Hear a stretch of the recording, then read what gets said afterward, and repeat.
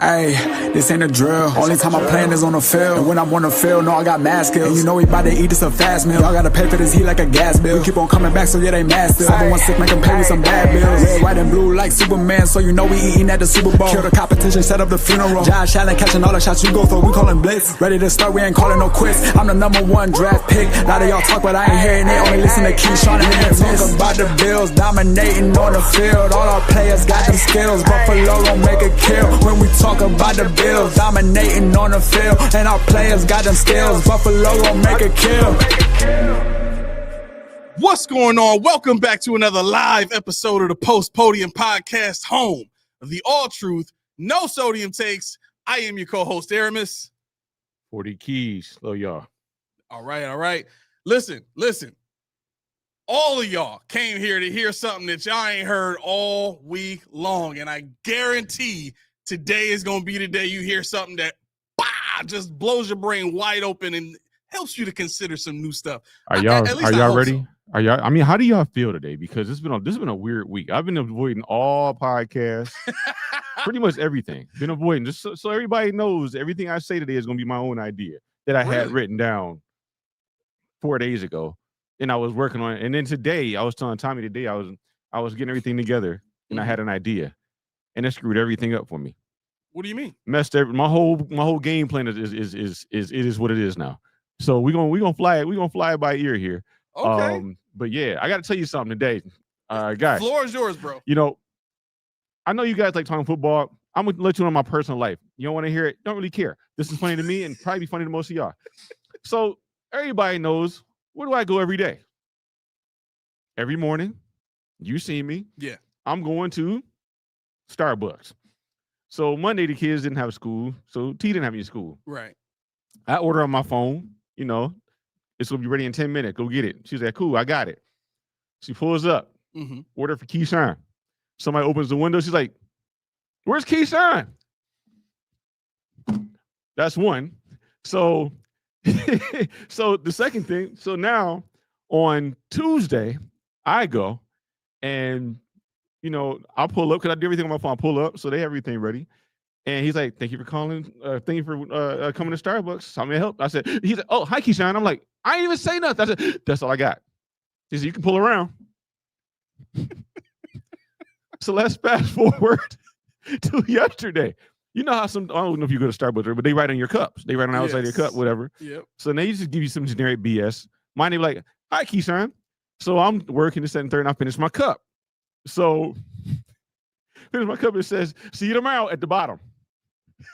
What? Whether I went yesterday or not, that's neither here nor there. Because I did, obviously, but so the you're not Keyshawn thing is somebody stalking you, because not only do they know you come there every day, but they're looking for you when the name comes up. They're looking for this guy. You're not Keyshawn. Where's Keyshawn? We got to give a shout out to Alton V real quick. Thank you so very much, Alton, for becoming a member. Make sure you hit us up on in whatever social media you prefer. He's already in there. Is he? He's renewing. That's AV. Oh, so somebody must have gifted him one. That's right. Yeah, that's right. AV. Yeah. Okay, my bad. Oh, I'm gonna still shout it out. Thank you. He said, welcome and give us your information. We already got his information. We talk to him every day. Okay, forgive me. Sorry. Long day. I got you, eh? I got you. Appreciate it. All right. So please keep going. No, I mean, it was just funny because he's like, so what's going on? I'm like, I don't know who it was. Just describe them.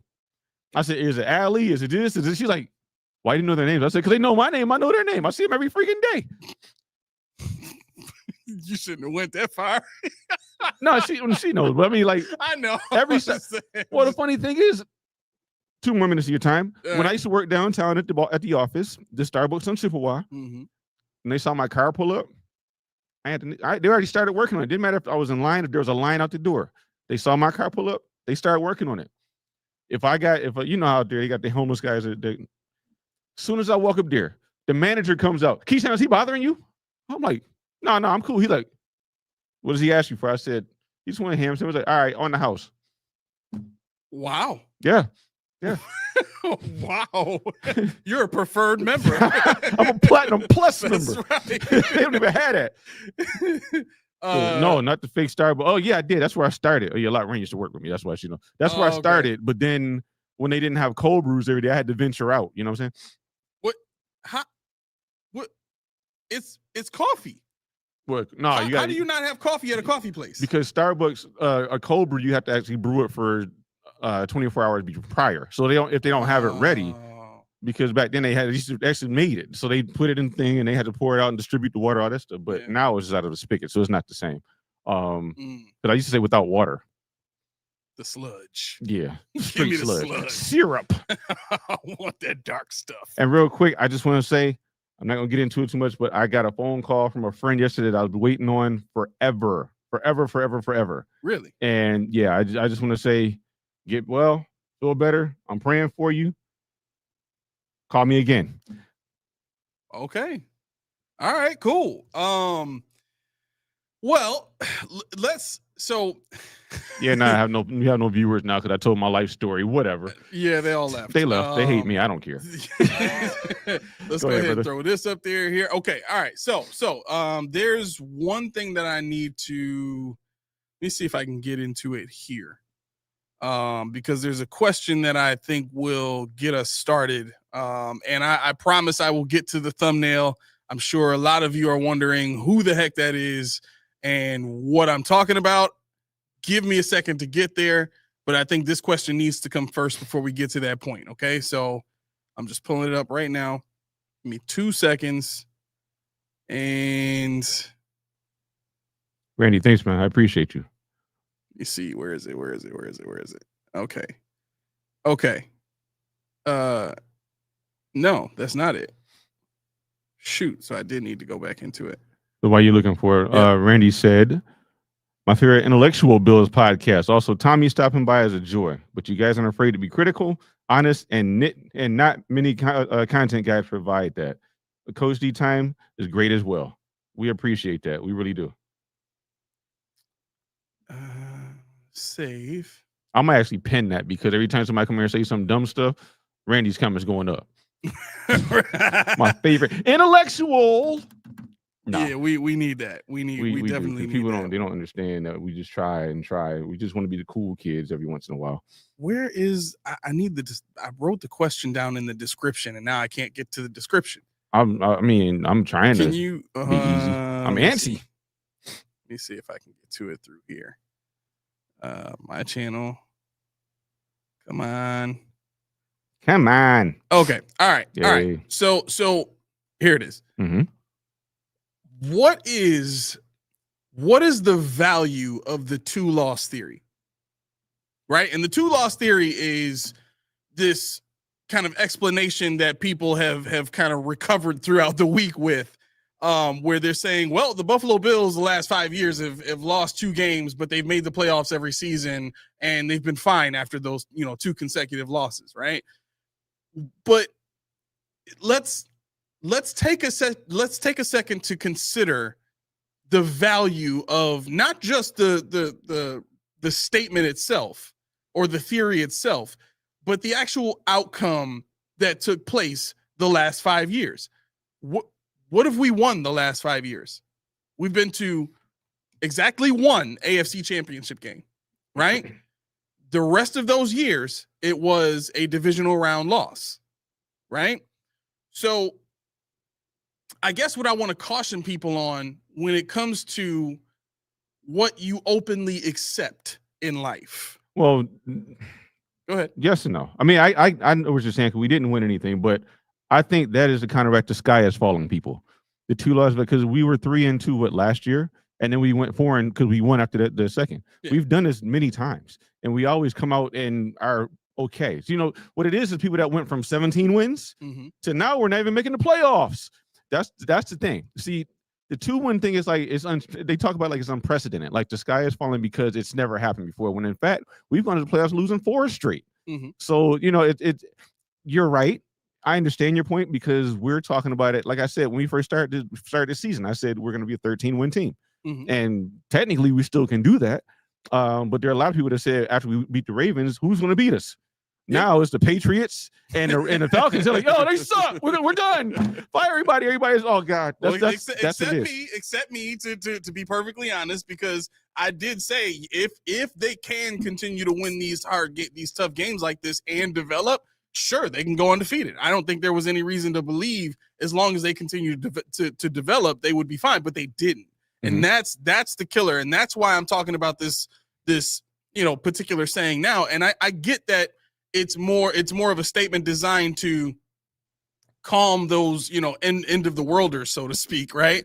But here's the idea. I think the end of the worlders are the people who, I don't want to say they're like me, because I wasn't saying it's the end of the world just because of the last 2 games. I was saying it's the end of what we know this franchise's success to be because of how they were winning these games and how hard it looked on offense and how easy it looked defensively for other teams to play against our offense, and how difficult it looked how easy our defense made it for the other team's offense, right? We made Spencer Rattler look like a very competitive young quarterback, and since that point, he's not looked as good or competitive after playing us. Are we doing it? We're going to the defense now, because that's what blew my mind open. So you want to open Pandora's box? Okay, I suggest. No, I'm joking. Before we get to that, I just want to make it clear. The idea of being careful of just accepting this particular phrasing or this thought process, as even if it is just to quell the herd, we still can't take that on as our identity, because that is one of the things that the Bills continue to use to kind of pull the wool over everybody's eyes. It's not a coincidence that Sean McDermott said the same thing that content creators were saying a day after they started saying it, right? The same 2-loss theory. Well, we've lost 2 games in a row before, and blah blah blah, right? Yeah, I probably got it from him. I'm somewhere in the Bills media area. It's a snake draft, and this is the thing. This is where I gotta caution us, because we come from a different perspective. We've already been saying this stuff. We've already been sold. A lot of the stuff that's out there doesn't even pertain to us, even the people in this chat, right? Because just like us, just like them, nothing's really changed. We've all said, like you asked me, who we lose. I said, I don't know. We lose a 4 to who? I don't know. It'll be there somewhere.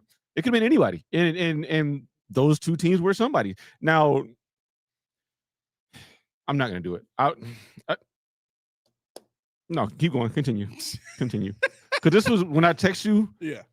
I got some things. This is 2 of the things that I like they lead into this, and they're bigger topics here. Okay. So I'm gonna let you go. I'll make it quick then. Take your time. All I'm really trying to say is be careful what you accept. If you are upset that this team is losing, please understand the only way the change is going to happen is if we cause it to happen. Because right now, Pagula's comfortable. Right now, Pagula is looking at this thing saying the same thing that everybody else is saying. Oh, well, the last 5 years we lost 2 games, we still made the playoffs. And in Pagula's mind, all that means is this was a bump in the road, but I'm still going to make plenty of money in the playoffs. And here's the other part too. You got to keep in mind the regular season games are making the money back that they have to spend on operations for the team, right? So they don't profit. Realistically, the team doesn't really profit during the season. They don't start really seeing a real profit until they make the playoffs. Now, because of revenue sharing, that's an additional profit, but just from the standpoint of operating the stadium and all that kind of stuff, they don't really see a large amount of profit just from these regular season games, right? As soon as they get to the postseason, that's all icing on the cake. So from an owner's standpoint, I'm still gonna get to a place where I'm making plenty of money in the postseason, and I'll be fine, right? Not that he's being selfish about it, but the idea is the team is sustainable, right? And that, from an owner standpoint, is the main thing: is sustainability. Can this team continue to sustain itself in this economy? And he's doing that. So yeah, I think Magula's still like, you don't know the Bills season started. Even though the Bills season started before the Sabres, he's like Kevin Adams, huh? Kevin Adams is still here. And this is what Bean and McDermott know too. They know their boss has Kevin Adams over there. So they know in their mind, as long as he's there, we're here. Because they're not going to look at the Bills until he's gone, until the Sabres actually make moves. They're not going to do anything with the Bills because the Bills, like you said, are status quo. They're going to get, 10 to 13 wins a season. As Sean said, I don't ever expect them to be 17-win teams, but it hurts when they lose. It does, especially before a bye week, because we got to sit on it for 2 weeks. That's why I hate football in that regard. Right. Basketball, we lose, we'll play again on Thursday. Now we got to wait till who the freak knows when, 2 weeks from now. Monday, is it a Monday night game or Sunday? I don't even know anymore. Let's find out. Sure. But I think that's the thing, as long as Pegula has Kevin Adams here, Bean knows he's set. McDermott knows I'm set. I'm going to win a game. I'm going to win more games. I'm going to win a game. I can stack them up. And I'm going to, this is what happens when you go to those board meetings and you talk to, your staff, and the staff speaks to the CEO. Okay, so what happened? What do we need to do better? And believe it or not, the Atlanta game, I'm going to do it. I'm going to start it. Go ahead. The Atlanta game. Wait, real quick. The Panthers game is a 1 o'clock game. The only night game we have left is Bills at Texans. Ooh, okay. The Atlanta game to me, how do I want to start this? Okay. After that game, everybody knows how I am about, as long as you have 17, you win. Everybody knows how I feel about that. Mm-hmm. That game was the game. Had we come on Monday night after the game, I would have been like, I told y'all, what I tell you? But when you watch the film, it wasn't that people weren't getting open. It wasn't that the line wasn't blocking. What it was that there's this team over there in black, red, and white that said, I don't give a damn if you're Buffalo. They said, we're going to play our game. And they showed Josh something he ain't never seen before. 6-man fronts against this team with James Cook. This team with Josh Allen. 6-man fronts. A team that's trying to win against a team that should be a Super Bowl contender. And they did. I mean, it was masterful. It was masterful, the game plan they ran. I mean, you look at Josh is trying to, and this is what I wrote. I teased it when you asked me why was I confident we're going to be okay on Monday. I said, because Josh's ability to read the field, Josh's ability, the way he is lauded against his peers, which is Pat Mahomes, Joe Burrow, and Herbert. Josh Allen has the most autonomy out of all four of them, believe it or not. With regards to who does what, motions, protections, all that stuff. That's him. So I looked at all 22 and I pretty much watched his 4 sacks. I watched other stuff too, but I watched the play action too. But the 4 sacks, everyone he alerted, everyone he shifted something. Mm-hmm. Everyone, you got Torrance doing this, you got McGovern doing this, you got somebody pointing this at, and they're like, all right, let's go, we good. And they still get beat. Because what happens is you got Ebiketie over here, you got Dorless over here, and they come out hard. Yeah. And guess what? Ball snap, they over there, and the rush is over here. But see, the thing is, they're fast and athletic enough to do so. Well, it's not even that. The thing is, it's true. But the thing is, it's the game plan. It's not, I'm going to beat you mano a mano. But guess what? But when you look at the team they built, you say, how much they spend on that money? Their defense is less than ours. Their starting 11 is cost less than ours. Because guess what? The majority of the front 7 are in their first contract. Rookie deals. Yeah. I think their safeties are the only unit that I believe as a whole costs more than ours, huh? The Falcons? Yeah. That's only because of Bates' contract. Right. Yeah. So, I'm sitting here thinking no, Sankey, Josh had the fire, but you know what it was? And I applaud you. I thank you for the conversations doing the other ones too. Oh, yeah. But I saw Josh and you saw the eye roll. But see, I was with you. Yeah. I was with you, and then I thought about it. Okay. I said, Every time I talk about get that puss face out of off the TV, I don't want to see it no more. Remember every time I say that? Yeah. This was one of the only times he deserved to do that. Not because he played bad, because he was pissed. He was frustrated. Well, but not because of what we think. Oh, Josh really? is a gamer. Yeah. Josh is a dominator. Mm-hmm. Josh goes out there and gets what he wants. Mm-hmm. He went from 15-minute mark in the first quarter to the 0-0-0 in the fourth and didn't know what he was looking at. It ate at him. It ate at him. That's why he sat there. He was like, whatever. He was pissed. And that's why I bet Dallas is doing this. He went to the lab right there and watched film. I don't know what I saw. I don't know where they were coming from. Really? I guarantee it. I guarantee it. Why is it that this is this game? He was responsible for 23% of the pressures. He was responsible for 2 sacks that he took. Remember the 1 sack he took? He didn't even go down. He like basically he said, "Fuck it." I'm not gonna say the word, but that was. I mean, he just took the ball and stood there. Yeah, because he was like. It was almost go do your super chat. I'm sorry. Oh yeah. Before it gets too far, I don't want to do that. So I'm looking. I'm like, oh shit, I got to remember to get back to this. But Jack, my man, thank you so much for the super chat. Says, let me put it on the screen here. It says, after the game, everyone was finally seeing what we've been saying about McD and Bean. Now everyone is back to default and going at the coordinators as scapegoats, ignoring the bigger problem again. As usual. And here's the other part of this too, because I was talking to Coach D about this. Mm-hmm.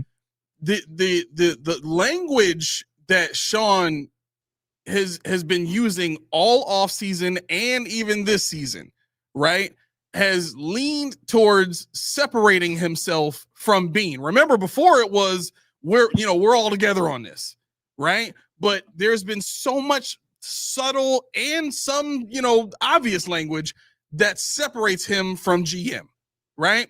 And I think the more that we continue to feed into this stuff, the more it's going to allow him to fire Joe Brady and extend his stay here another couple of years. And if Brady actually, switches some things up and shows to not be the issue before the end of the season, and they lose in the playoffs, then it's going to become about the personnel that we have and how we haven't done a good enough job drafting young talent and getting enough good, young guys in here on better contracts. That's going to fall on Bean. Bean is going to get fired, which is going to produce the same scenario for Sean. It's going to extend his stay here for at least another 2 years while they get another GM in here to see if they can turn some things around. But this isn't anything new. After 13 seconds, we didn't know what happened. And the Bills purposely made it so that nobody could find out what happened, right? Not only that, but they paid Tyler Bass a buttload of money for doing what?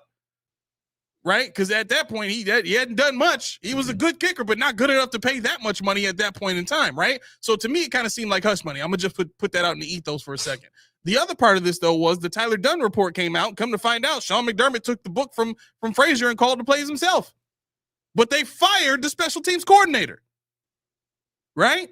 Sean McDermott thought it was a good idea for continuity of Brian Daboll's offense, so he put Dorsey in charge, right? The Buffalo Bills offense statistically was better in 22 and 23 than it was in Daboll's last year.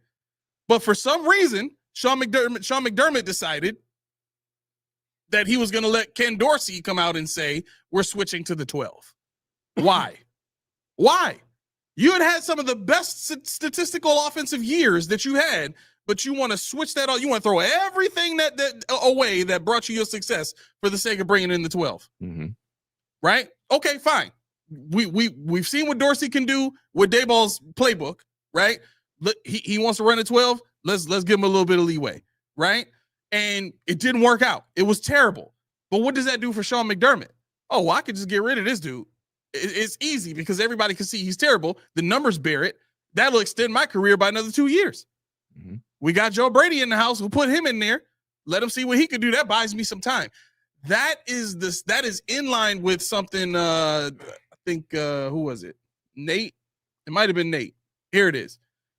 The process is all about sustainable playoff caliber franchise, not championships. That all falls in line with this idea of sustainability. They told you that's what it was about. They said we want to be sustainable. We want to be a contender every year. That's what they said. Now, at the very beginning, Terry said it was about championships, but since that point, Sean has always maintained we want to be a contender every year. We want to be competitive every year. That's what this is about. So yeah, no, I mean the thing when I really sat here and thought about it, when I watched when I watched the All-22, and Lori, you're not going to watch the All-22. You've been saying it for 3 days now. It's not happening. That's cold. That's cold. But I mean, this is what Von Miller always said I made fun of him for. What do you say? It's good medicine. Because going into a bye, Josh has the ability to process a team that blitzed him 60%. What team blitzes somebody 60% of the snaps? What team does that? 70 in the second half. Yeah. So what team does that? Yeah. So, in the back of Josh's mind, I got blitzed 60% of it. Did you see where he tried to, I think it was might have been the third sack he took, where he thought he was going to take off and it just didn't happen because the guy, I'm like, you getting old there, boy. Guy in his face. You getting old there, boy. Yeah. Because I'm like, that's a play Josh used to make. Yeah. But now, it's cool. It's not the end of the world, but I'm sitting there, I'm thinking they threw everything but the kitchen, including the kitchen sink at this dude. Yeah, they threw everything. Everything. Yep. And the thing about it is, this is why I hate you guys, all y'all that told me to watch football, because I am loving defenses.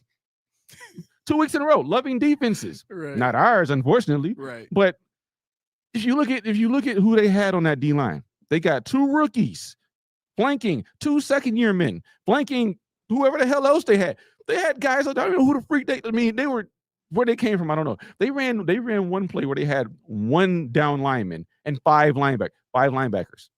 Who's covering somebody? And I don't want to hear, they ain't got to cover nobody. There are wide receivers on this team.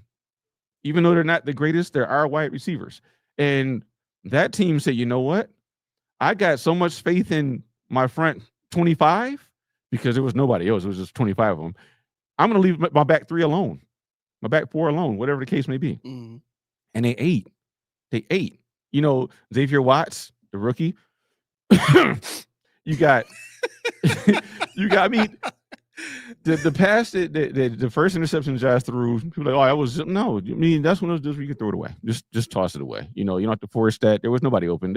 Savers is open on the left side for a second because the defender, I don't know who 21 was, but his back was turned. Savers hit. If he would have came out hard, stronger, he'd have been good to go. But once that's not there, and I was watching Josh, I'm like, okay, his face is looking at this crosser here, that crosser there, this cross, but he just was like, I don't like what I'm seeing. Yes. And people talk about Atlanta second, third. And I'm like, I didn't know Atlanta was like that. But when I did my studies, I'm like, oh, snap. Guess where? This is my impasse right here. And yeah, I'm gonna talk about defense. This is the impasse I have, and this is the problem. And I called this out. Where did Ryan Nielsen come from? He came from Jacksonville. You know where he was in 23? Ooh. I can tell you. Yeah, I used to. He was a DC for Atlanta. Now, Raheem Moore wasn't there yet. Yeah. Arthur Smith was still there. Listen to me. Anyway, they still ran. So I said, okay, Ryan Nielsen is a weird addition to this team. Why did they bring him in?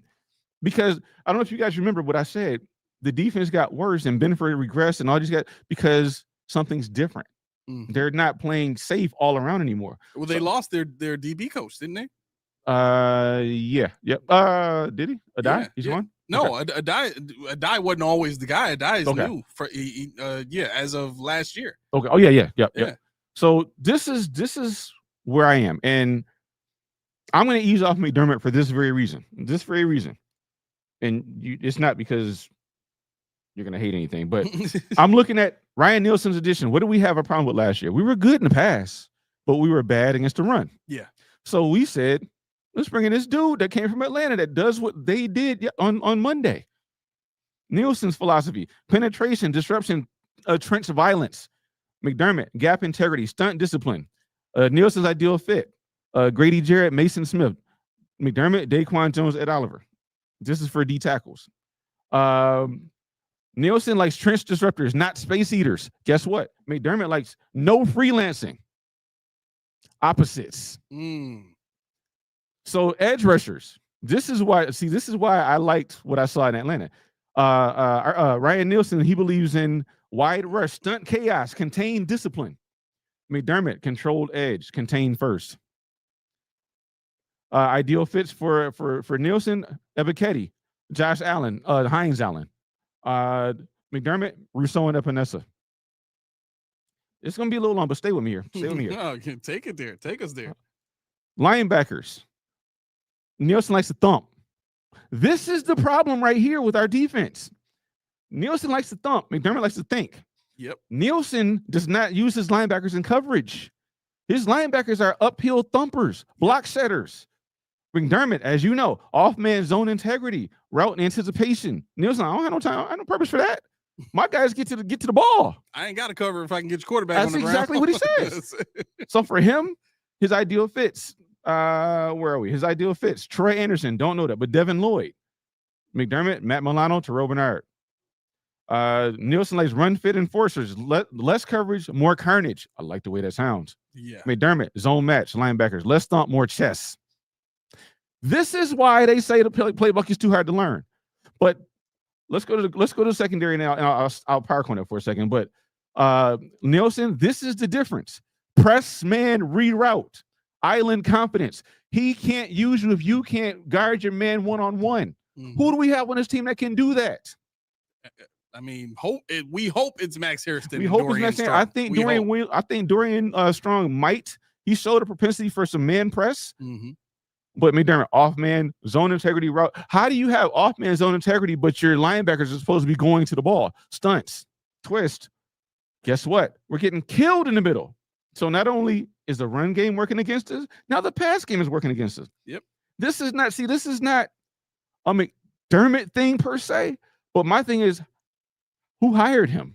And it's not that he's bad, but if this is my philosophy and this is what I'm going to run, this is not the guy you need, because he's changing he's the antithesis of everything that you use, everything you do, everything you know. Because McDermott's never changed since Jacksonville or Carolina? Since Philly. He hasn't changed since Philly. Well, Philly under Johnson was a little more aggressive. Mm-hmm. But when he went to Carolina, now he's zone match, this, that, and third, a little more relaxed, don't worry about the physicality. So now I'm looking at the safeties.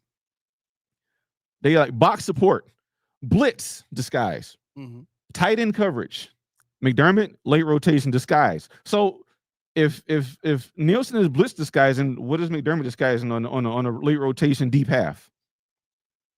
It's mostly coverages that Sean likes to cover up. But Nielsen uses the safeties to disguise the blitz. So they're in the box looking like they're going to go. Then they have enough athleticism to get back and do their job. He also relies on them to have man coverage ability. You trust Rapp? You trust Bishop? This is an example of Sean trying to hire people to acclimate them into what he wants to do, not what they're actually good at. He's been doing it with players and staff. And this is the thing.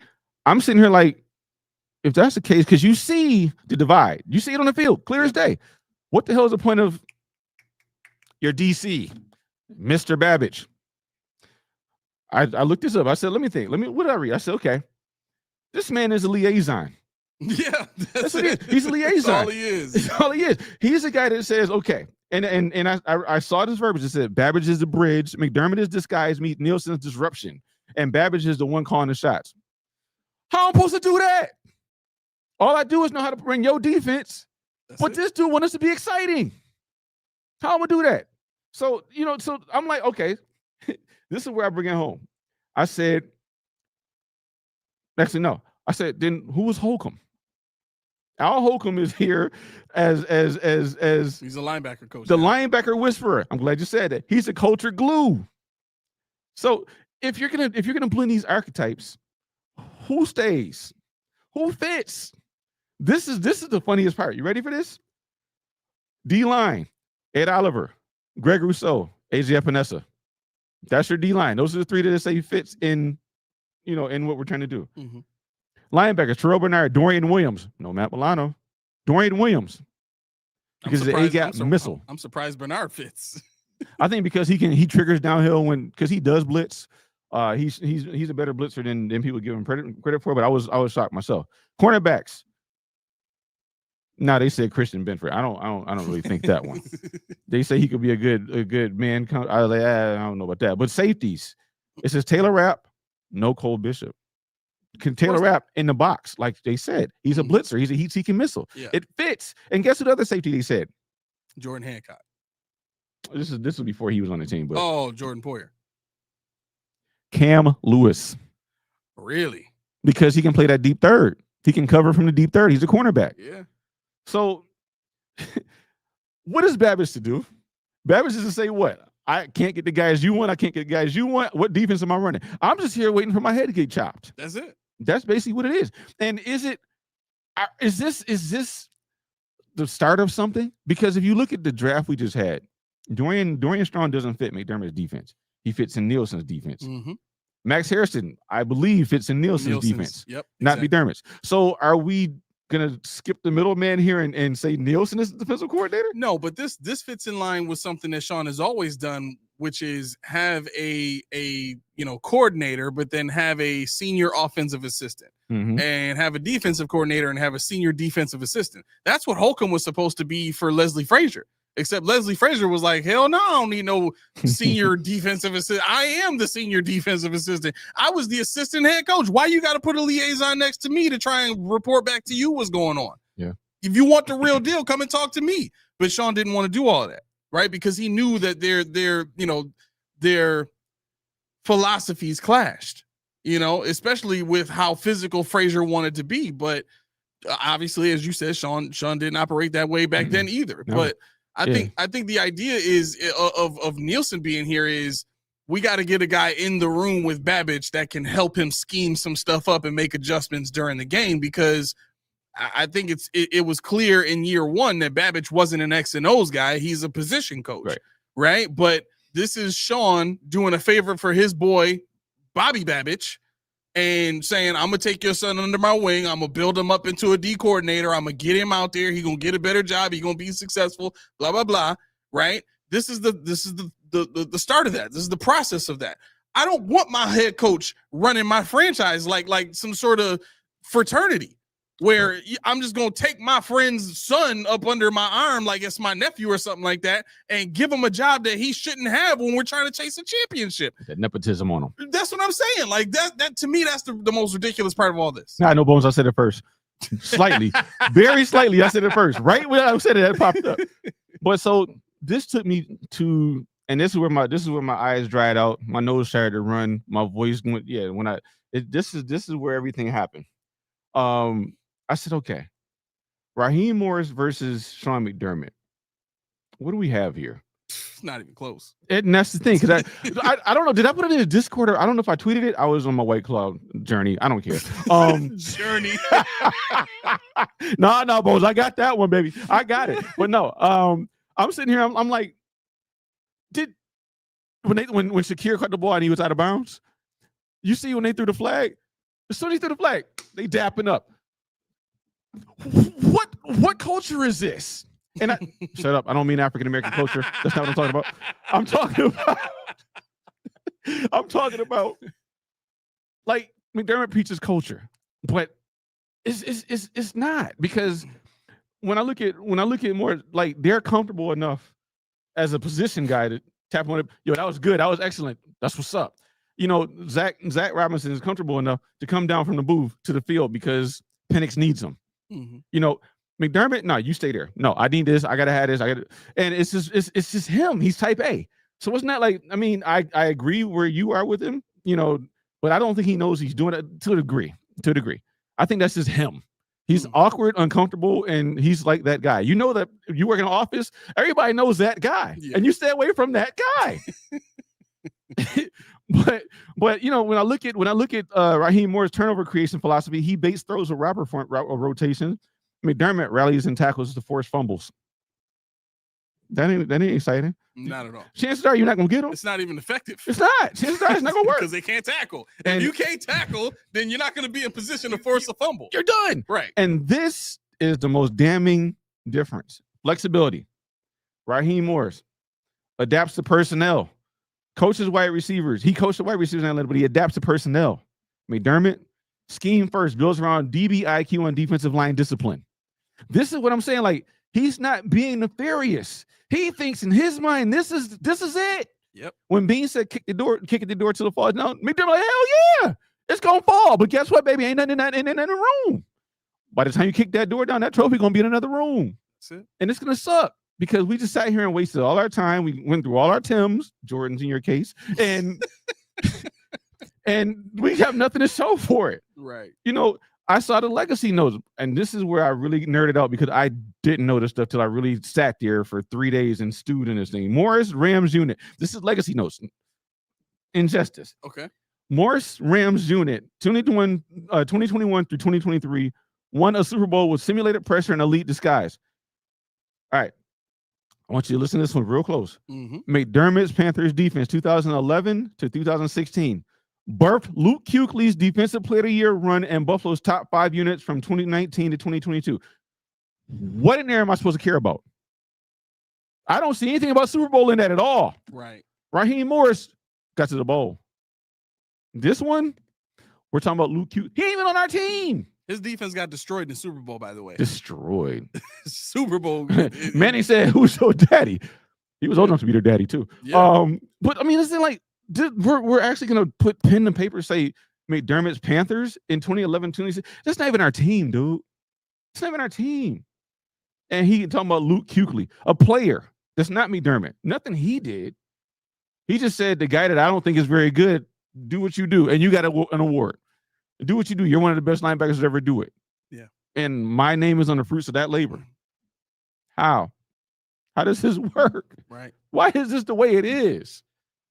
It's because it's what Sean wants. I mean, at the end of the day, all of this is Sean's show, right? I mean, let's just put that right back out there to make it clear so that everybody can hear it again and accept it. This is Sean's show. This ain't what Brandon Beane wanted. Brandon Beane has never been a GM before coming here, and he was hired after Sean was hired as head coach. So what does that tell you? It tells you it's Sean's show, right?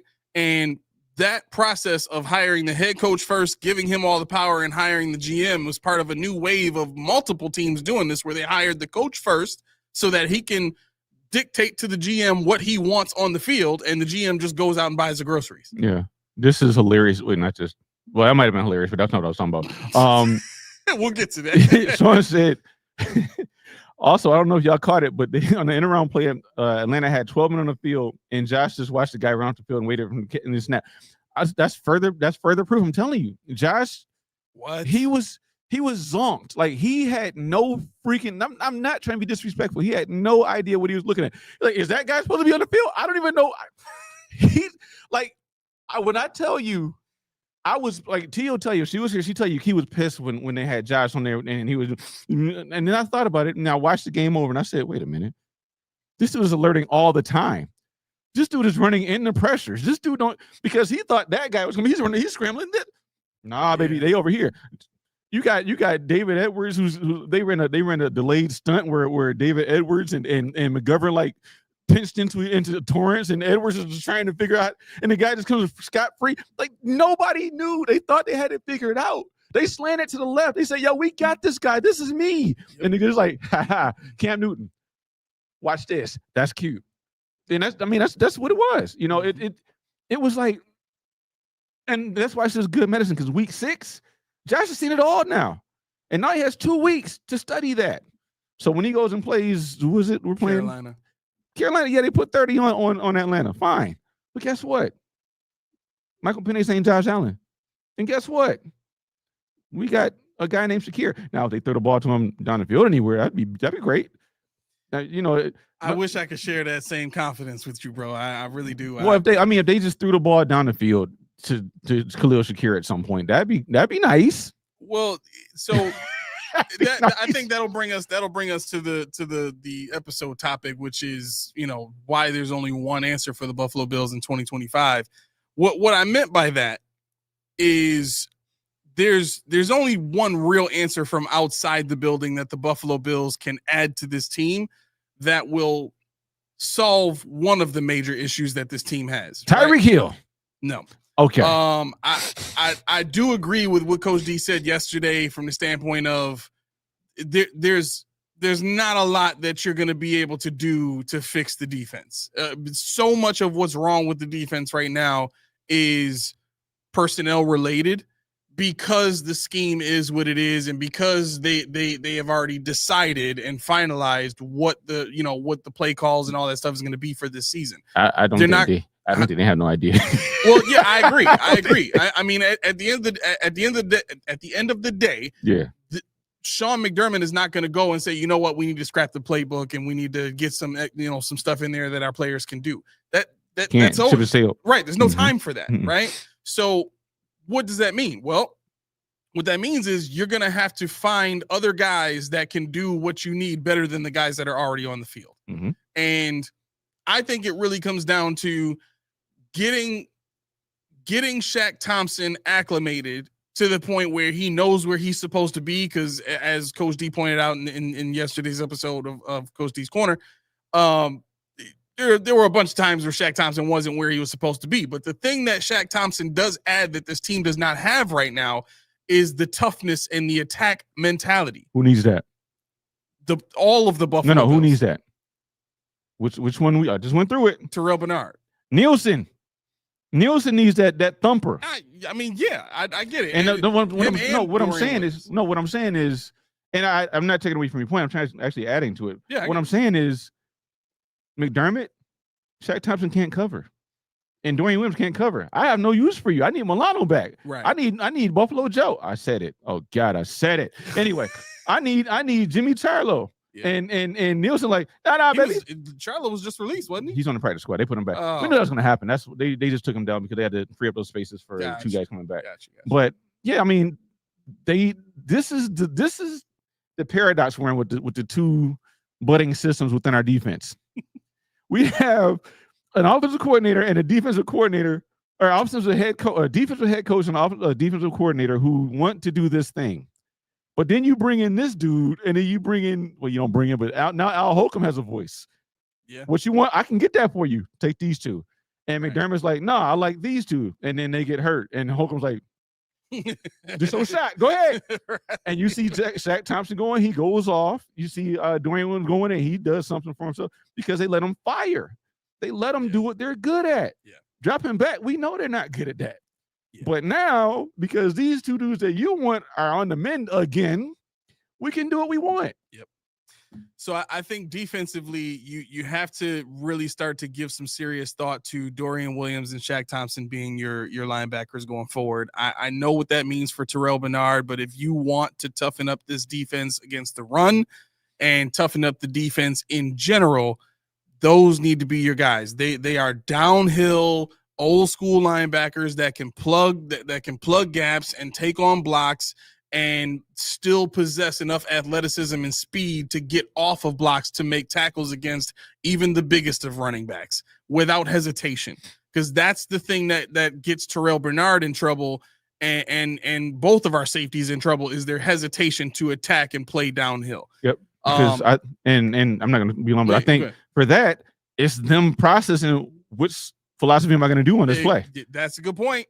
That's a great point. Yeah. What's more important on this play? Is it coverage or is it playing downhill? Right. And you can see him hesitating on the field a lot. Mm-hmm. And I don't think I've ever seen Terrell Bernard play that way, but you're right. It might have something to do with your defensive line coach / senior defensive assistant being the guy that's, telling you something completely different from what Sean is saying. But I think that's one of the changes that needs to happen. You swap both your linebackers out. I think you'll see better play. We saw better play in the second half with both of those linebackers, right? So the other part of this is you got to get Taylor Rapp off the field. He cannot play for this team anymore. He needs to be a backup to Jordan Poyer. I kind of knew we were going this way once Jordan Poyer was signed to the team because I just knew how bad Taylor Rapp was. And unfortunately, even with CJ Gardner-Johnson being available now and being a free agent, he's not going to be able to come in and quarterback the defense from the safety position because he doesn't know the playbook yet. McDermott would never. Well, yeah, aside from the personal differences between CJ GJ and Sean McDermott. So, yes, you're absolutely right. But, yeah, I think it has to be Poyer. He knows the playbook. He can quarterback the defense all the same. That allows you the opportunity if Sean forced Bishop to be on the field, then okay, he's playing next to Poyer. That might make him play a little bit better, right? Because he's got a better example next to him. He's interacting with that level of play more, right? Even though we know Jordan Poyer is not the same Jordan Poyer of old, you still got a guy that's better in this defense than Taylor Rapp could ever be, right? So that's the other thing that solves the issue. The one thing that I'm afraid of that they're probably going to do is rush Max Hairston back because this past Tuesday, Sean did kind of change up his speak on Max Hairston, whereas last week it sounded like this could go all season with this injury and the uncertainty of whether or not Max Hairston was going to come back when when he was asked about Tyler Bass and Max Harrison coming back, he said, we'll see. You know what I'm saying? Mm-hmm. And everybody at that point was like, well, is he ever going to What does that mean? Right. So then you have another bad secondary performance where literally all 14 of Michael Penix's completions went to just 2 players. Only 2 players. So your secondary sucked in that game, right? Yeah. So now it's, well, we're gonna work on Max, and he's close to getting back. You know what I mean? Like that's the inference of everything that Sean McDermott has been saying this week. Right. So I am a little nervous about them rushing Max Hairston back. What are your thoughts on that? I don't even know how the rush goes, because this is another thing that which defense is it? Because if it's Nielsen and Harrison can play, they'll be fine. But if it's McDermott, they'll be thinking the whole time. Yeah. Because Nielsen I read something that it said Nielsen and Raheem Morris, they like cornerbacks that can stick to guys and they fire. They take chances and go. Mm-hmm. And that's the kind of coaches that young guys love, because they don't have to think. They can use. They're young. I like to move. I want to play. That's right. And I know I got speed. I've done this before. I can read this and I'm firing. You've seen Max Harrison lose a rep and win a rep at the same time. How many times? He's got the speed to do it. He knows it. Yeah. So he's the kind of guy that's has a propensity to actually fire and take a chance, knowing that he can recover on the back end. Whereas you got Christian Benford, who has to be a technician because he doesn't have the foot speed for it. Right. So I think, depending on what they ask him to do, which is probably the wrong thing, they're probably going to. Trey White's going to have to get hurt, I think. He's going to get hurt. Yeah. That's the only way it's going to work. Unfortunately, I think that is what it's going to take. And I just want to touch on this real quick, because, Sean, I thought about this. Believe it or not, I thought about this when the game was being played. I believe you're talking about the Bijan Robinson play, the long boy. Mm-hmm. Who was the whipping boy last year? What do you mean whipping boy? Who was the whipping boy on the defense last year? The guy that was the worst? Oh, yeah. Why is he there? He brought it back. DeMar Hamlin. Oh, yeah. Did Cole Bishop not look like DeMar Hamlin on that play? He ran past him and then tried to. He couldn't. So he could have just pushed him at that point. Pushed him out. And the angle he took, he ran to Bijan when Bijan was already had the corner. Yeah. Rapp did the same thing. Is this a Hamlin thing, or is this a defensive back not paying attention in detail? Because we know none of those guys are fast. Yeah. And we know Bijan is fast. James Cook is faster. Let him cook. I had to throw it in because he didn't do much. But he wasn't giving very many opportunities. Oh my God. I didn't know he had 81 yards. Yeah, nobody did. I was like, when? I was getting ready to defend this dude. I'm like, wait, he was having a 5.1. No, he's good. Right. But then 81 yards on 2 carries. Right. Everything else is him fighting for his life. But you see Ingram get cooked. And I'm coaching Ken's little friend on Little League, the same play. I'm like, dude, hit, shed. Yeah, you got to fire the gaps fast. You got to be aggressive. You got to be violent.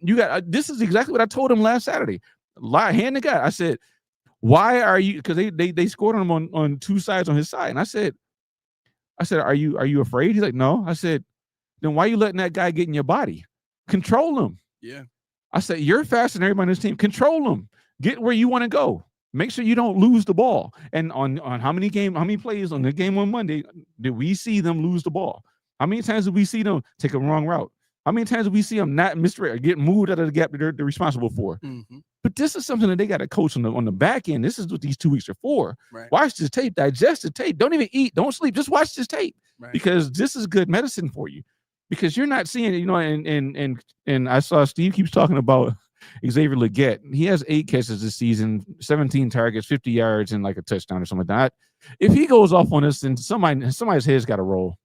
Somebody's head's got to roll. I actually have something with Keon Coleman, so I didn't want to commandeer the point. I didn't even know what the show was going to be about. I was actually going to touch on Keon Coleman. Oh, we can do that after because you were leading up to your thumbnail. I didn't mean to do that. Yeah. Okay. So all right, let's get to that first. So offensively,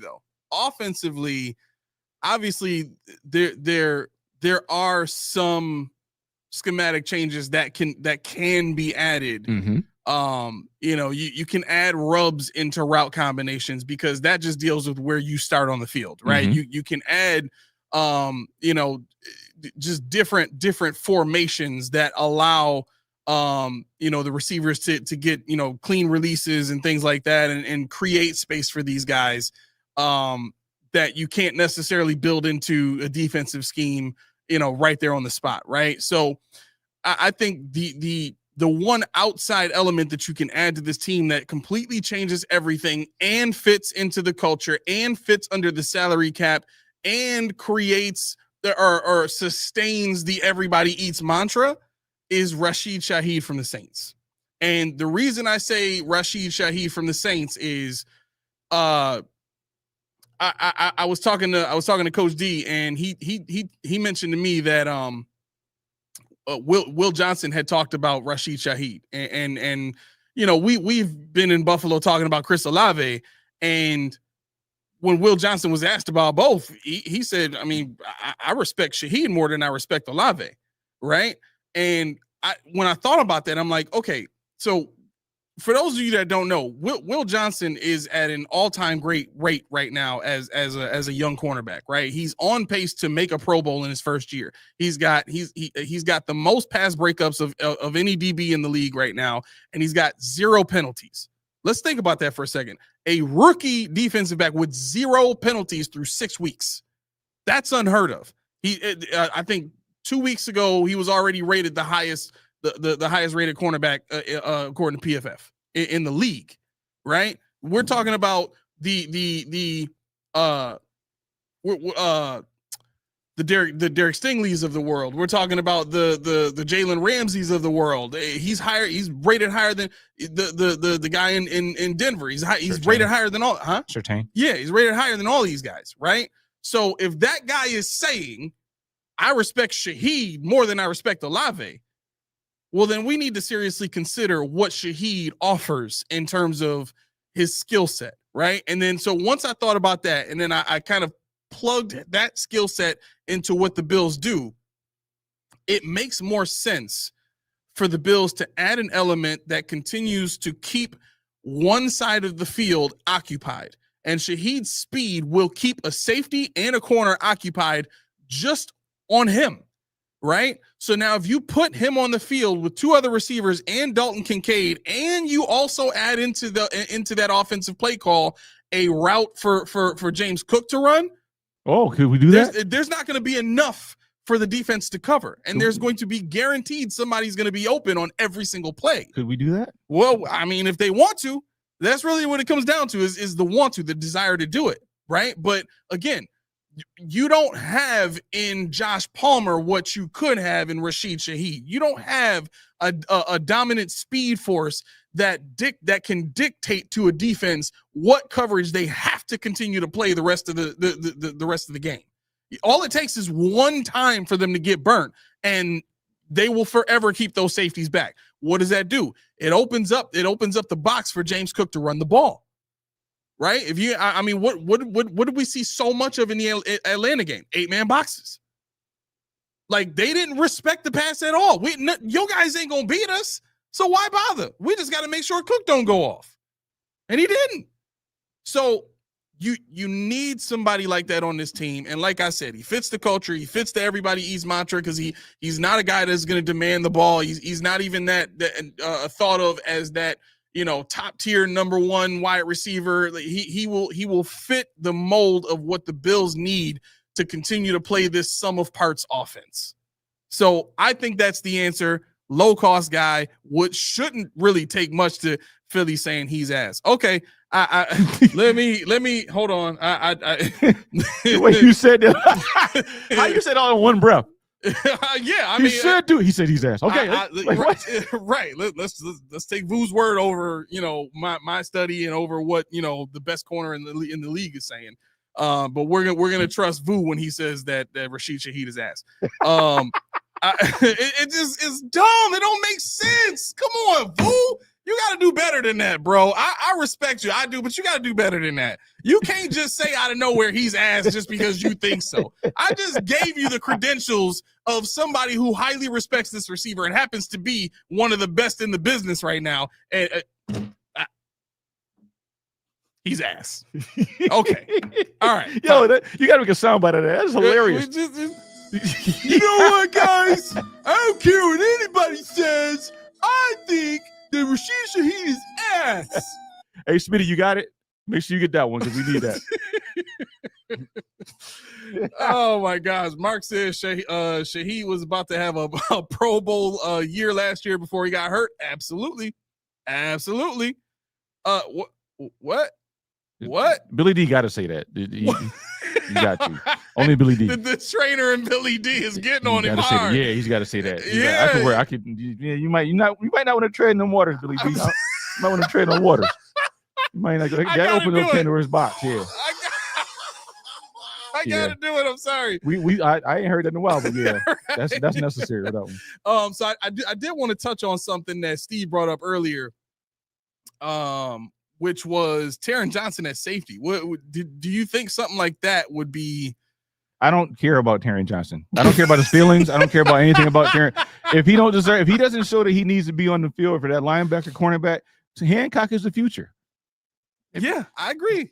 I'm not putting another body ahead of Hancock. Because I think even you said Poyer. I was like, because when you said it, I'm like, okay, Raps out. Wait, Poyer. Wait, wrong name, man. Wrong light-skinned brother. So I didn't get a chance to get back. No, I know what you meant, but yeah. I just like wrong light-skinned brother, man. You gotta say because Hancock actually got on the field, and Matt was like, where is he? He's hurt. I said, no, he's on special teams. No, see, I would want to see Poyer and Hancock on the field. Like, I could. What they say on GR? I could buy that. I love that. Yeah, if you want it. And what you do at that point is you fix the spine of your defense, and that was one of the things that Coach D was saying is important for the spine of your defense. All the players up the middle of that defense have to be your strongest players. They got to be your best players, right? If you don't do it that way, if they don't stabilize the defense, you're gonna give up what the Bills have been giving up in the run game, in the pass game, all that. They cannot sustain without a good spine. I would rather figure out a way to get Terrell Bernard on the field in your scenario, where you're gonna have Shaq Thompson or even Dorian Woods at middle. Okay. And put Bernard outside weak or whatever. Let him cover. Yeah. We just signed him to a contract. We just re-upped this dude. Yeah, but no, not coming at you. I'm just saying we just re-upped this dude. And we got to do something now. It's like we could, like with Taron Johnson, we could just let him just fade off to the sunset. Your contract's up, I think, after next year or something like that. So we could just say, you know what, thank you. We had a great career. We love you. You're going some, I don't know, the toilet roll of fame or whatever it is. You're gonna be whatever. But I think when you re-up Terrell Bernard, even though it wasn't a whole bunch of money, you re-up him. You got to figure out how to use them, and we know how to use them in the Milano role. Let him be Milano. Well, Milano does whatever he does. I think, unfortunately, one of the things that Terrell Bernard can never be is a good run-stopping linebacker. Mm-hmm.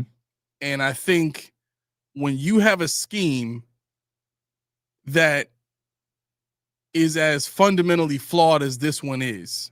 Which one? Which part?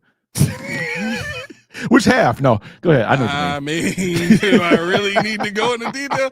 Which half? And by the way, so Terrell Bernard's contract goes into void years in 2030. So when he turns, so his last year here under contract will be 30 unless they extend him, right?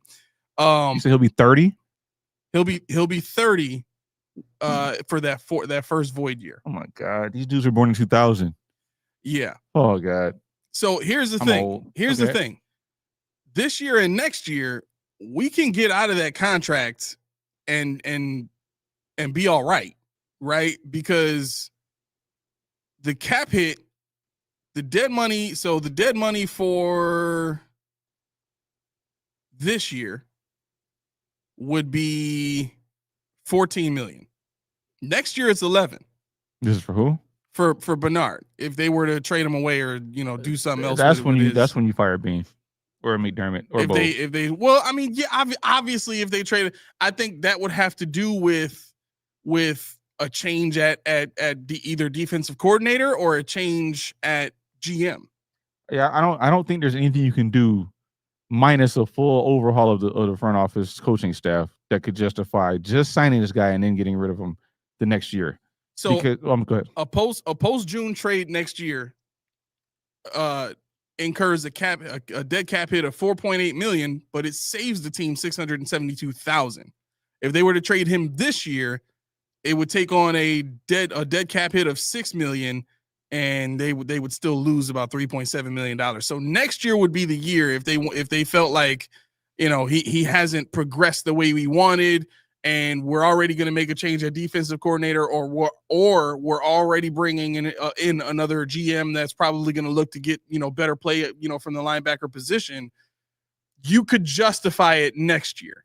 You can't justify it this year. I know you don't like the idea of you just signed a guy and now you're going to get rid of that contract, but I think you have to prioritize. You got to keep the main thing, and the main thing is winning a championship. So if that means that next year Terrell Bernard can't be here for the sake of getting somebody else in here that can do the job so that we can win one and be physical and be tough to play against on defense, I'll take it. But see, that's it's not even about Terrell Bernard. What it is it shows how irresponsible you are. It shows how your lack of scouting. But they've is. Already been that. But people don't understand that though. What I'm saying is people don't see that. Who doesn't see that now? Anybody that says Bean is doing a great job, anybody that sees Sean McDermott, leave McDermott alone. Who else you gonna get? Anybody that says utters any of that stuff, they say Bean. They'll rattle off the people Bean drafted that was good. They'll rattle off the accolades McDermott's had. Trust me, they'll do it. I'm not one of those guys, you know that. But when you make this dude one of your two captains 2 years in a row, one of your two captains, you re-sign him, and then as soon as you do that, you say, nah, you know what? My bad, we were wrong. You look like a fool. And at that point, you're gonna see a snowball effect. And this is optics at this point. For people like you, we just want the Bills to win the Super Bowl. Yeah. Don't care who's here.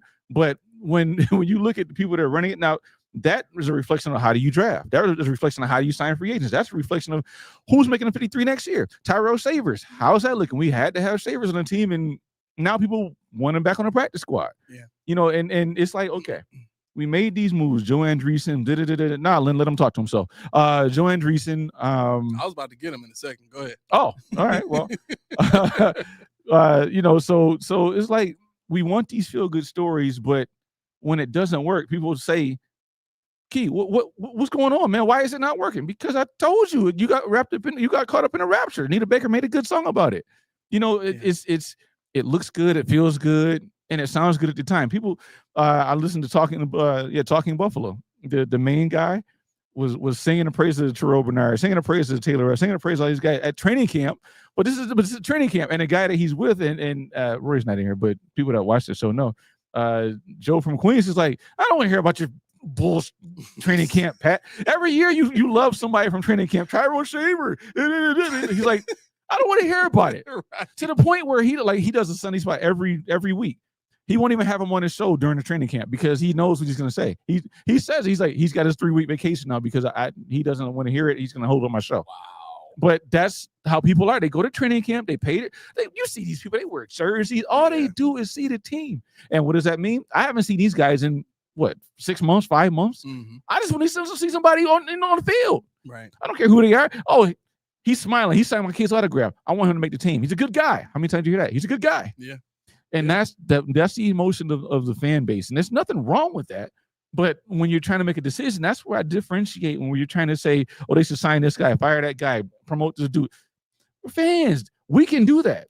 But when you're Bean, McDermott, Babbage, Brady, Holcomb, all those guys, you got to make astute decisions based on your observations and analytics and your past experiences. Right.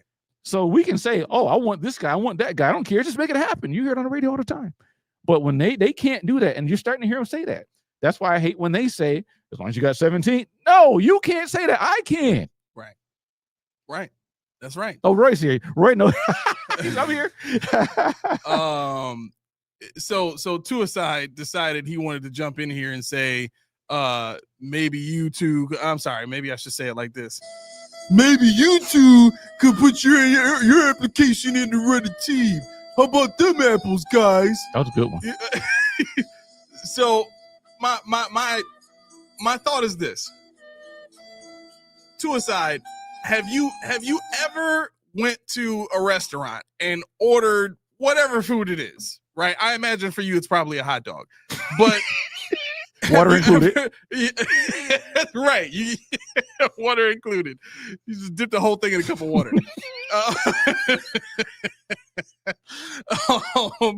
Have you ever been to, for you, it would be a Ted's Red Hots, and ordered your hot dog, and you tell them to put ketchup and mustard on it, right? Because he seems like a very... He likes colors. Yeah, he likes colors on his food.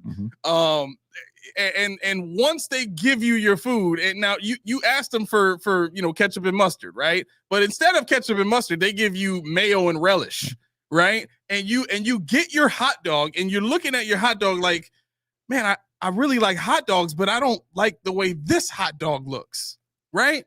And as much as I want to eat a hot dog right now, I can't eat this hot dog because it's not right. There's something wrong with it, right? Now, I imagine, based on what Tuaside is saying, that right. Pause. Now we're gonna press play for this one.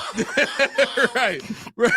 I imagine that Tuaside is the type of person, based off of what he's saying, that he's not gonna go tell the people that they got his order wrong, right? Because he doesn't want to create no issues. He's just gonna trust that the cook knew what he was doing, giving him mayo and relish, and he's just going to try to stomach it because maybe mayo and relish is better for his body or whatever the case may be, whatever excuse he's going to come up with.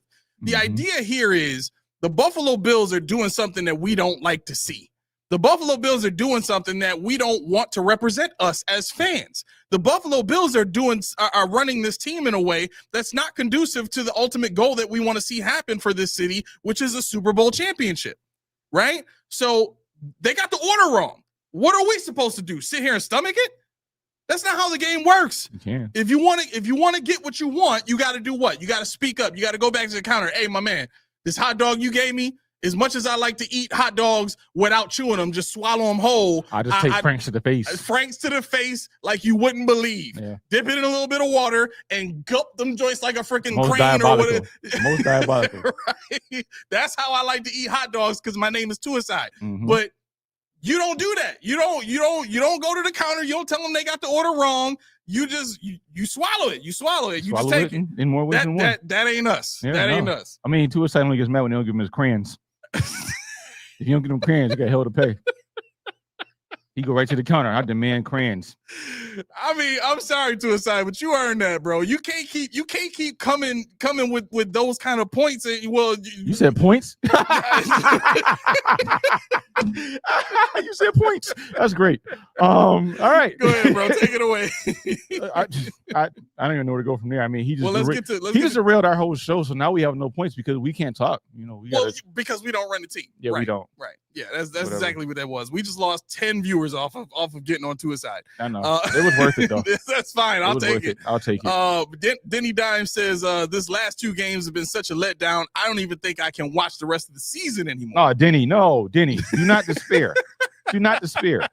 Trust me. Wait, Denny, did you know that the last 5 years that the Buffalo Bills have been in the league, in the NFL, they've lost 2 games in a row, but still made the playoffs. So it's not the end of the world. I can't even finish. I'm sorry. It's just, I don't even think it's about, whether or not he actually can or can't watch the rest of the season. I think what it comes down to is being able to stomach what you see on the field. I think that's what it really comes down to, because the idea of, it's the end of the world is not really surrounded around the idea that we actually think that it's the end of the world. I think the idea is, I know that what I'm seeing on the field doesn't work. And if you want me to sit on my couch every Sunday from here on out and watch this team with confidence and hope that they're going to get the job done, that's a tough ask for me. I'm not doing that for free. That's what I think it really comes down to. It's the frustration of, look, I'm giving you my time. I'm giving you the one thing that I can never get back, right? Money. We can all make more money whenever we want. We can, to be honest. Like, Tuaside, he can go enter a hot dog eating contest. He can sell thigh pics on Instagram or something like that. OnlyFans or something like that. I guess, I don't know. Exactly. Well, for him, it would be feet pics. There you go. He probably would leave his shoes on now. Can't get nothing right. Poor guy. Forgot to take my shoes off, guys. Do it again.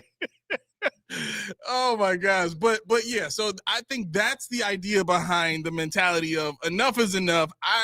We're done, blah, blah, blah. I think that's where that comes from. Mm-hmm. Rex. Yeah. Soon as Two Aside start posting pics, Rex just pop up in a little bubble. Got any more? That heel is real shiny. Like, it needs some lotion. Sweat said, yo, this is a family podcast. Not tonight, it's not. It was until your boy came in here. Basically. But I don't want to leave. I don't lose these 93 people again. Let's get back to talking about something that actually makes sense. Not Two Aside. But yeah, no, let's see. 20 years like said, you say it, you got to do your thing. Tebonius Lex. Tebonius Lex. Mm-hmm. And he said, nah, for real, having to watch those highlights again and watch Joe Marino's all 22 breakdowns was sickening. I'm tired of this grandpa.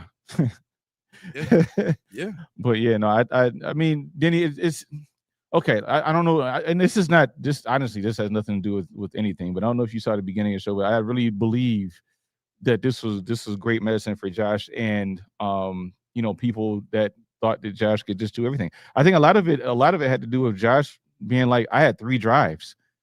I couldn't get the ball in scoring range.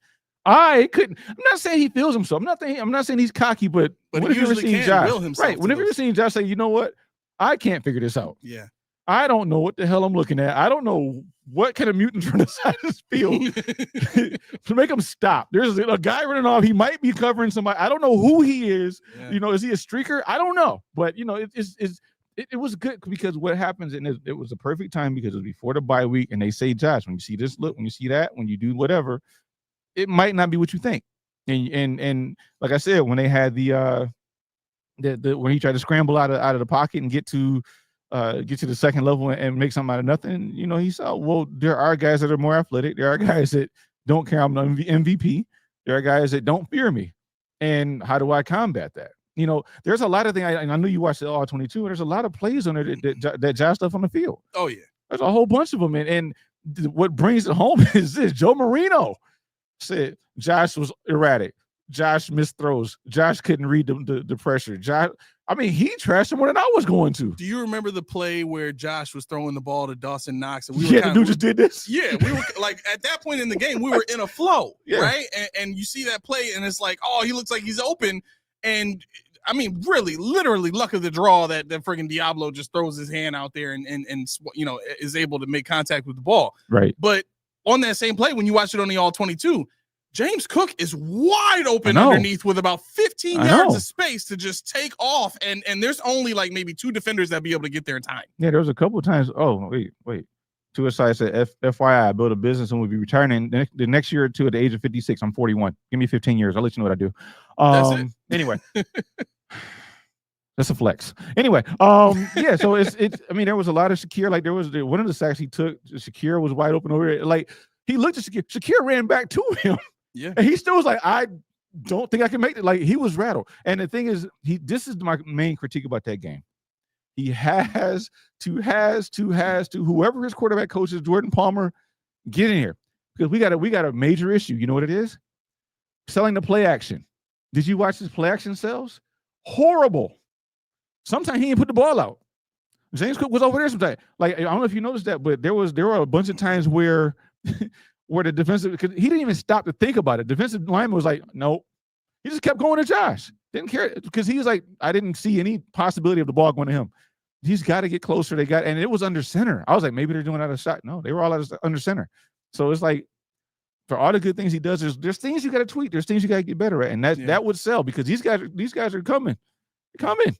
And those little short dumps over the middle, there's those little dump outs to the side, whatever the case may be, you just got to be a little quicker and know where your hots are. That's the thing. Yep.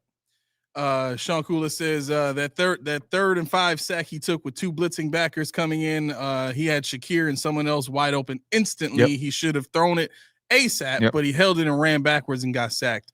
Well, now, Sean, was that the one where was that the bootleg where he bootlegged into the linebackers on Dawkins' side?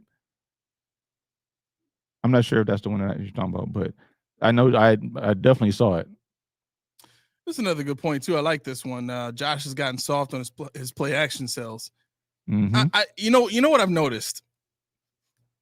A lot of what he was asked to do against the Falcons is a lot of what I suggested was needed. Right now, it wasn't just the play action from under center that they ran a lot of, but they failed to get Cook involved in the passing game. Right. So they got half of, what I thought would work against the Falcons. Right.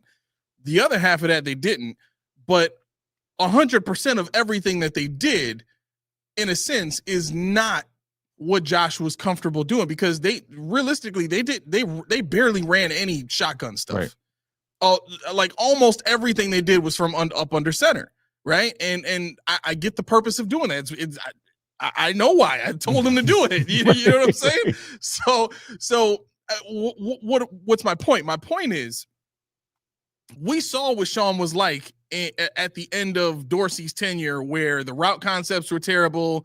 He was asked to play under center a bunch, and it was about a 50-50 split between him playing under center and playing in shotgun. And what happens when Joe Brady comes in? Joe Brady takes him out from up under center, puts him back in shotgun. You see the offense start to spread out a little bit more, a lot more, deep crossers and things like that built into the offense. And what do we hear Josh Allen say? I feel like my effing self again. Yep. That's what Josh is. Mm-hmm. And the more that we allow Sean and whoever else to continue to box Josh Allen into this game managing quarterback, the more we're going to see him get frustrated and look like he did on Sunday. Yeah. That was the right game plan, but he's not comfortable playing in that offense. Exactly. And the only reason that was the right game plan was because you didn't have the weapons to do anything else. Like, that's the madness of all this. Josh didn't have to be frustrated if you had weapons that can win on the outside, right? Here's the kicker. When you look at Drake London, this is year 3 for Drake London. Yeah. He's starting to produce so much better this year than he has in his first 2 years combined. Don't I know it? I had him on fantasy for the last couple years. Right. So what's my point on that? Well, my point is Keon Coleman is on the same trajectory. If you look at his progression this year from last year, by the time he gets to year 3, he will be Drake London this year. So it's not even like we can say that Keon Coleman is a bust. They drafted him knowing that he would have to have time to develop. The problem is they didn't have anybody else on the other side that could create enough space for Keon Coleman to get the ball and develop. Or I should say develop and get the ball, right? Because so much of what he's experiencing this year is, I'm not getting open, excuse me, therefore I'm not getting the ball. And when they do throw me the ball, it's contested catch, 50-50 ball. Granted, he's the wide receiver. He understands his role. He's got to come down with the ball. He'll say that every single time. But there's so many more other situations that he could be put in, like we saw Drake London being put in against our defense, where he's sitting down in zones. He's getting the ball in one-on-one coverage, but with the ball placement in a spot where the defender has no play against it, right? That's what we saw Drake London get in this game. So I just want to point out that Keon Coleman is on that same trajectory, and I think Drake London was the comparison that was there for Keon Coleman when we drafted him. Where does Drake London line up a ton? In the slot. Now, this is where I was going with it. It's funny, you it's like people think we talk about this stuff together, but we really don't. But I the first thing I have in the clear thoughts, Keon Coleman.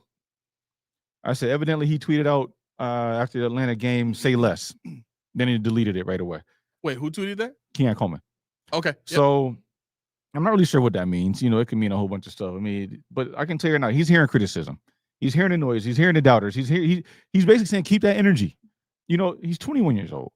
And the thing about what I don't want people to think about Keon Coleman is what did he do in college? I think Steve said it, and he didn't say about Keon, but he said it about the talent. And he said, you watch him in college and what do you expect? And I said this, I said, if you draft guys and they do what they did in college, how are they a bust? They told you what they were. Mm-hmm. Keon didn't say draft me here. EJ Mayo didn't say draft me here. I'm saying that because he's a bust, basically. But they didn't do anything in the pros. See, and I had this conversation with my friend, and he's probably gonna watch this. He's gonna kill me. I don't care. I'm not gonna say your name. He said Keon Coleman's the biggest wide receiver bust in Bills history. I'm like, no, he's not. He said, how you figure? I said, Sammy Watkins is. He's like, you out of your mind. How did the Bills acquire Sammy Watkins? They traded up to get him. Traded up a gang load to the number 4 pick to get him. Yep. Sammy Watkins had 300 and something catches for his career, 5,800 yards for his career, a 9-year career. Mm-hmm. He's averaging outside of Buffalo, he was averaging like 2 catches a game outside of Buffalo. In Buffalo, what did he do? Stayed hurt, uninterested, was not a number 4 pick. So, he didn't have a quarterback here. He didn't have a quarterback. and so my thing is like, you got Keon Coleman, who in college did not run a route tree. He ran goals. He ran jump balls. That's it. Basically, everything else. What else did they say about him? Can't run routes. He can't get separation. He can't. They told you in black and white what this man is. And what did Bean say on April, whatever it was? He's our X. Yep. He's our number 1. He's our X. So that's it. You know, and I of course I ran numbers, but Keon Coleman in college, what was it? His 40-yard dash obviously was a 27th percentile. His college dominator rate, which basically was the mark of when he decided how old he was or how many games he took over the game. It was 21%. He was in the 57th percentile, about average. You got in the second round to get this guy. This is who you had to have. So then I looked at stats because they were just jumping on this dude. Did you know? And of course, you know now. Your phone. Oh God, yes. About that time. No, we're good for now. But did you know he had 5 games in college out of 34 possible where he had over 100 yards receiving? 5 out of 34. 7 games in college where he had more than 4 catches. Somebody ain't paying attention. 7 games in college with more than 4 catches. Yeah. And this is the guy that people are calling a bust. What did he do here? What is he doing there that he didn't do here? Right. The guy he already gave you what 200 or 300 yard games. He's on pace. Yeah. He already gave you a couple 5 catch games. He's on pace. It's the offensive equivalent of what they're trying to do with Cole Bishop. Yep. Jim Monas told you he's not a safety, he's a linebacker. Mm-hmm. And he said that there's multiple scouts and GMs in the league that thought that he's a linebacker, not a safety. Mm-hmm. But he's a safety, Sean McDermott says. I found an archetype label. This I did not make up. This is excellent. You know what they called him? The Mirage number 1. He looks like a wide receiver number 1 in shorts, plays like it is situational wide receiver 3 with splash plays upside. Mm-hmm. A number 1 Mirage. So our guys that I just got finished talking about trading Bernard away after a year, you fell for this too. This is number 2. Yeah. Well, strike 3. And strike 3 is about to be Max Hairston. I'm just putting it out. I'm telling y'all. I mean, they like him to Miles Boykin, Brian Edwards. Y'all remember him? Yeah. Tell the truth. That's what we're looking at. A red zone player, a high point player, a catching traffic guy that really never was. Yeah. They sold you snake oil. I tweeted it out. This is your snake oil salesman. Now you understand the thumbnail I put out with Brandon Bean on there. That's why. Snake oil salesman. Yeah. They tell you it's one thing. They tell you this is the cure-all. They tell you this player is going to come in and solve all the problems. And here we are. And again, everything that we're saying is just an assessment of what's occurred through 6 weeks. It's not saying that the rest of the season is over. We know the Bills are going to beat teams going forward. We know that's going to happen, right? It's the NFL. Any given Sunday, any team can beat us, and any given Sunday, we can beat another team. But the idea is, how does all of this equal a Super Bowl, right? That's the math that ain't math right now. There's nothing that we're seeing this team do that leads anybody to believe that once they get up against the Chiefs in the AFC Championship again, they're going to be able to do anything different. In fact, based on what we've seen, it might look worse than it looked last year. Could. Like, that team has got 3 fast receivers, and then Rashee Rice that can also rip up the middle. And then, oh, by the way, you can toss Travis Kelce in there, you know, in his old age, still being able to shake and get open whenever he needs to. Yep. What are you supposed to cover against that team? Like, granted, yeah, they can't run the ball, but guess what? Most teams that can't run the ball still look good against the Bills running the ball. Yeah, I mean, I learned who Kendre Miller was against the Saints. Right. So it's like, well, okay, well, there's nothing that you can rest your hat on and say we don't have to worry about this other than quarterback and running back right now. The offensive line against the Falcons had no clue what was happening. Right? And that's the formula. It's not the idea that the blitz is confusing Josh. What they're doing, and what the Chiefs have done year in and year out in the playoffs, is say, we can't stop 17. But what we can do is we can confuse the hell out of all 5 of those dudes in front of him. And if we can get them off their game, he's got no protection. His clock is going to eventually speed up. Now we got him. That's the strategy. Yeah. Because they know they ain't got no digs on the outside. So all we got to worry about, them 5 in front. Mm-hmm. We can get them off their game over. Yeah. It's too easy right now. All right. Where are we going next? I was just reading Randy's. He said Steve Lynn, but we got there and dominated for 4 straight years, which is a regime we can't get there. And now I think we regressing. It makes me sad at 68. Truly may never see a Super Bowl win for it. I'm 41. I might never see one. Yeah, I mean, and that's the thing about it. On one hand, we're close, but then you think about this Nielsen, McDermott, Bean, Babbage, Holcomb debacle, that's. I think me and Billy D talked about it a couple of times, but I don't even think it's the players. I think it's just that they don't know what the freak scheme they want. They don't know that, everybody that plays it, they're not great. Yeah. None of them are great, but they're not as bad as they look. And the reason why they're as bad as they look, because there's too many conflicting things going on. That's why it's so hard to learn the playbook. Mm-hmm. Because they're like, who am I listening to on this play? It's like the kid with the divorced parents. Do I listen to you, or do I listen to you, or I'm just going to sit here, and the play just passes them by. They're thinking. And I think that's the thing that really irks me about this team. I want you to address this, please. Please.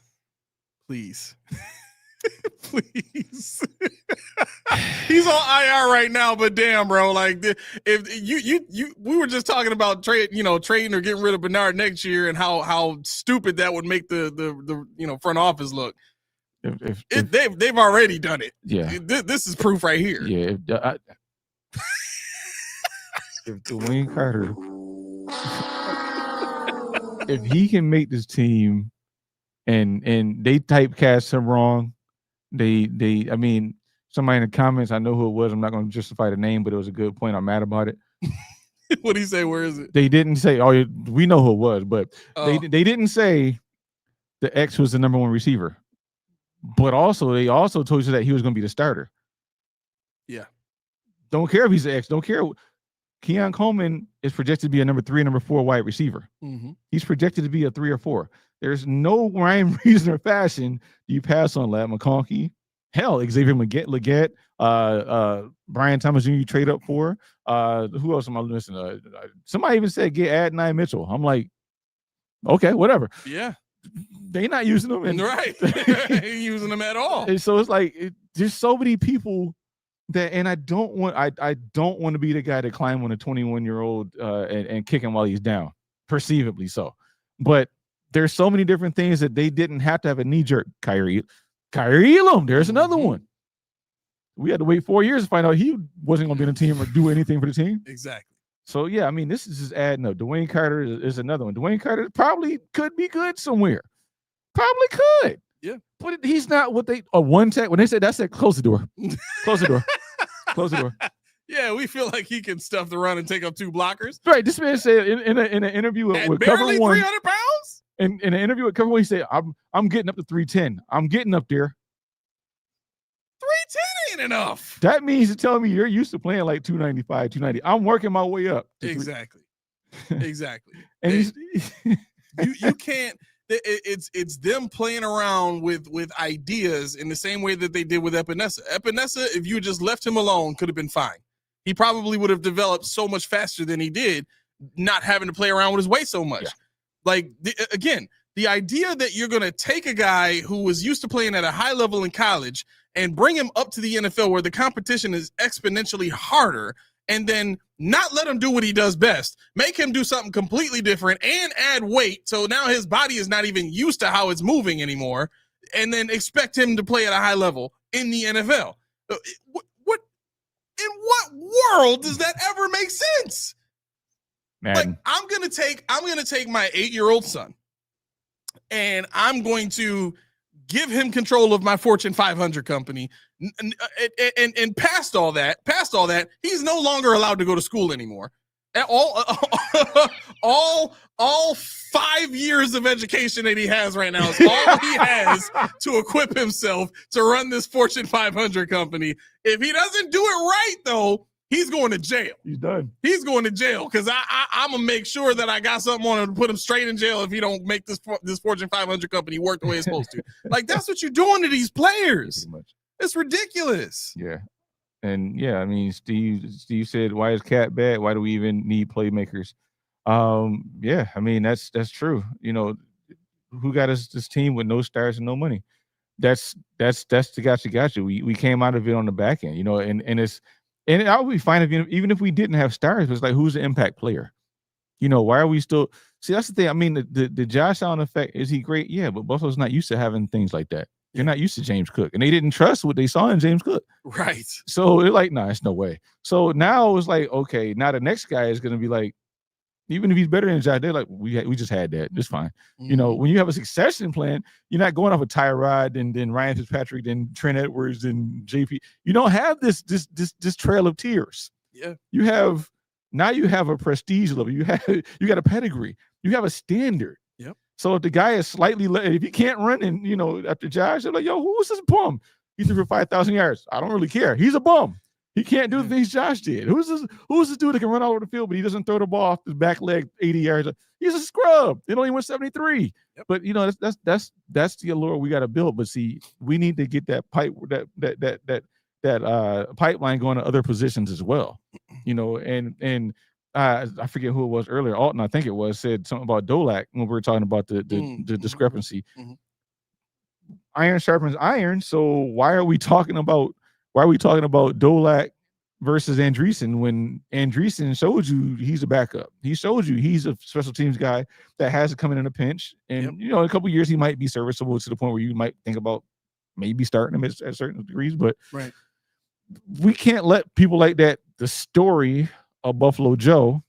Well, you got Buffalo Sean, too. What happened to that? You know, and the story of these guys, these long shots, and the clamoring of Hard Knocks that was really horrible. Yeah, but people loved it. Only in Buffalo, I'm pretty sure. Right, because it really wasn't interesting at all. And that's one reason why I didn't feel the need to watch it, because they already told you to be scripted. They told you that. The Bills did.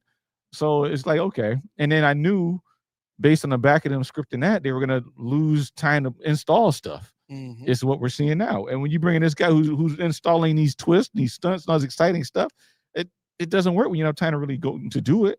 I remember when I played, I had a coach, he said, we're going to install a 50, maybe a 60 front. We ain't had a 50 down. You can't give us a 60, we have a 50. You know, he's like, no, you guys ain't ready. We're like, well, we want to see it. No, not until you get this down. We want to see it. They're like injecting all this stuff in our defense. These guys aren't ready to do the basics yet. Yeah. They can't tackle. They can't pursue. They can't read the run. They can't flow to the ball. And whose fault is that? We'll never know until we know. Yeah. Randy says Epinesa was a power rusher in the Big Ten. Bills make him lose weight to get quicker. Lost first 2 years that way of development. This is staff. Piggy's whole play. Pigeonhole players, not adjust to help. Yeah, I mean, look, this is what I think it comes down to. The process is to draft developmental players, not instant impact players. First and foremost, the idea that a team drafts their front end talent to be developmental is backwards to begin with, right? The NFL since its inception has always been the guys we put on the front lines are the impact guys, the guys that we know who they are in college. We just want you to come in here and do what you did in college. And we'll coach you up and we'll try to equip you so that you can do it at a higher level here in the NFL. That's it. Right? We're not going to try to recreate the wheel here. Now, the developmental guys are usually the guys in rounds 4 through 7 that, they may not have the same athleticism, or they may not have the same tool bag in their pass rush, or they may, not be technically sound in their stance, blocking or whatever the case may be. Those are the guys that we can work with either on the practice squad or on the back end of the roster, so that hopefully in a year or two after, the veterans that we have in place, age out or contract out or whatever the case is, we bring these young players up. All right, here you go, big dog. Let's see what you do. Oh man, he been in our system for 2 years, and now look at him go. Now he's a starter. Mm-hmm. That's what it's supposed to be. But instead of doing that, we gotta watch 94 on the field run around like he's just following other kids play a sport that they're not letting him play. You know what I'm saying? Like, he's having no impact at all, but we got to get him some reps. Why? Because the fans want to see him? Right. Because you got to find a way to justify drafting him in the 3rd round? Like, that's the part that kills me about this is you're and after seeing what we've seen the last 2 weeks, I stand with you 1,000,000% when you said, I don't even know if Sean could be a great college coach. You know what I'm saying? Because his X's and O's don't line up. What would he do in college? Well, you know what they do in high school. That's what we're going to do. You know what I'm saying? Like, he might revert to that because he thinks that's what's going to keep him ahead of the curve in the college game. Yeah. I'm curious. To aside, what college did you play for? I was a basketball player for 1. And 2, what college did you play for? Let me see your stats. Who'd you play for? Because I'm going to look it up. I'm going to do it. And if it's not good, if you're not at least all conference, I'm going to put you on blast. Be careful. You know what's funny? There's a mindset when you get into the entrepreneurial field where you learn to not underestimate anybody. Mm-hmm. Right? And the idea is anybody who wants to give you advice in life, this is a life lesson. Anybody who wants to give you advice, listen.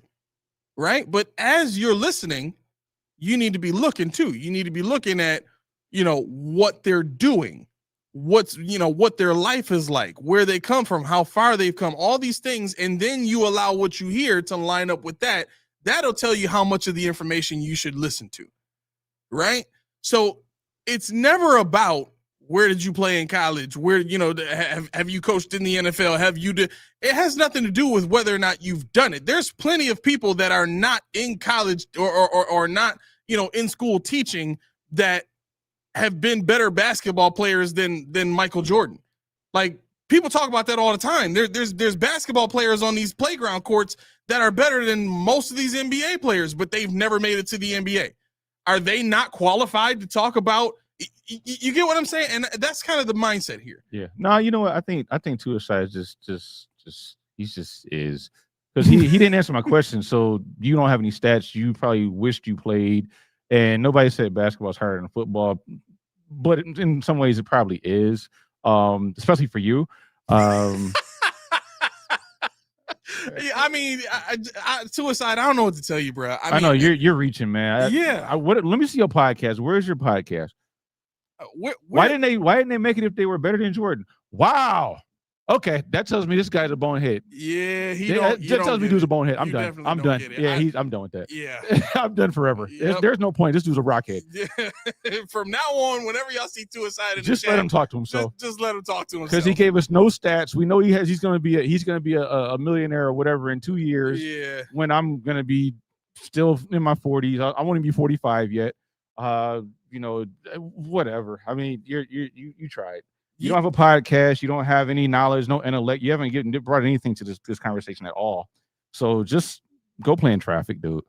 Yeah, I mean, anybody, and we welcome disagreements. This ain't no disagreement no right more. This is not what he's doing is not disagreement. What he's doing is trying to throw the fact in that we're not, on TV, or we're not, NFL head coaches, to try and diminish what we say, to try and discredit what we say. Did he know that 20% of NFL GMs never played college football? And yet they coach. Sean McDermott. So don't tell Brandon Beane you didn't point anything out, because you don't have any knowledge to a side. What I'm trying to tell you, I'm trying to figure out what you know, which is nothing. Right. You haven't done anything yet. We've proven our knowledge. Yeah, you haven't done nothing. You can look it up. All right. You know what? No, don't block him. I'm not going to block him at all. I just anybody in the chat that wants to go after to a side, feel free. Use whatever language you want. I don't care. No longer stand in your way. That's fine. Feel free. He said, Steve, even the troll content is pretty basic. At least do it with humor or charisma. You got nothing. You got nothing. I mean, but he shows up every week. Maybe he likes the content. I mean, I don't know. I don't like his content, so just stay away. Stay away. Maybe we should send him some Reese's tea. Maybe that'll change his mind. Yeah, you think we should do that? We should send him some Reese's. That might work. You know what? No. No. Hell no. No. I'm not sending him no Reese's. You know why? Because you don't deserve the deliciousness. Oof. You don't need to be refreshed. Nah. And I mean, hey, if you about to retire, you're probably healthy, so you don't need that either. But what do you know? I'll just tell everybody else that I actually care about. Reese's tea. It's a great drink made by great people with great ingredients. But what do I know about tea? Well, let me tell you. I'll ask you to tell me, because you go to Delta Sonic, you go to any store where Reese's tea is sold. You can get Reese's tea online and give us a review. Let us know what you think about it. Let us see you with that Reese's tea bottle. But what do I know? See for yourself. Head over to Reese's tea or the local store. All right. You know what? Let PPP know. Now you're crossing the line. Now you're crossing the line. Let PPP know what okay. He said I wouldn't drink that piss. That you crossing the line at that point, because you never even tried the tea, and now you just trying to say whatever you got to say to. Well, I mean, it's the first person we've ever banned from. He drinks hot dog water, man. I get it. I'm sorry. I don't usually take this stuff personally, but now you're attacking a brand that like I put work into helping to build. And me too. I made this read that I didn't do this. I finished the read.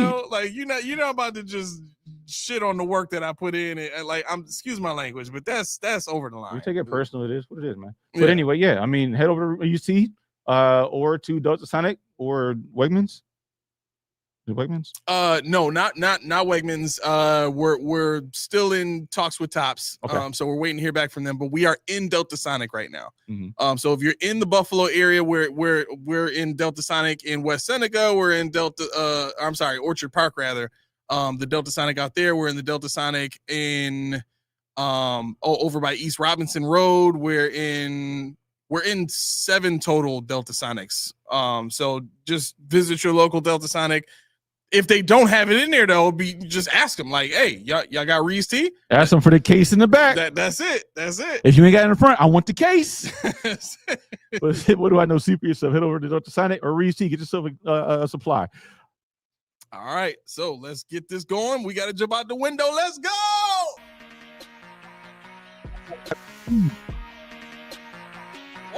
No, but we're 721.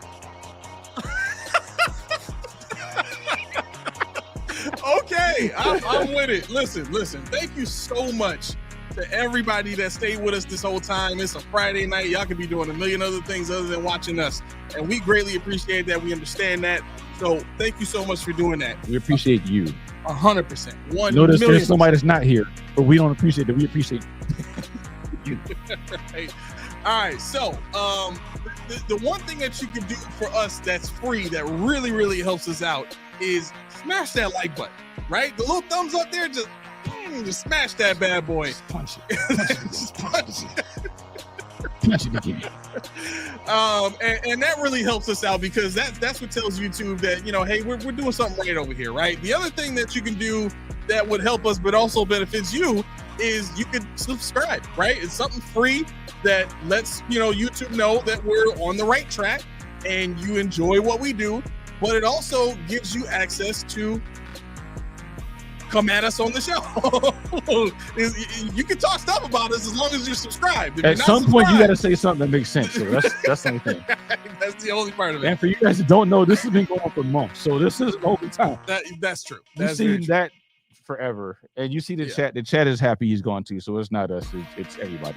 Dave, yes, you can get the tea in Canada. You can go to resweettea.com and you can order a case, or you can order 5 cases. It doesn't matter.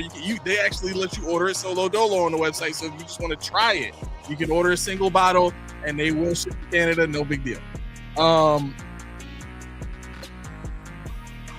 Casual C. All right, so Suicide must have another. He's got a gang of them. That's a loser right there. That's how he takes pride in getting banned. I'm gonna find a way back in this joint. Oh my god! Oh, you got that one. You got this one. STB, I hope you meant we were different in a good way, because we really do try to bring something exciting and entertaining for you guys every time we step behind these microphones. Yeah, definitely. All right, so the one thing that you have to do that's specifically for you though, you got to hit that bell, right? If you hit the bell and make that thing ring-a-ling-a-ling, it'll get you notifications when we send notifications.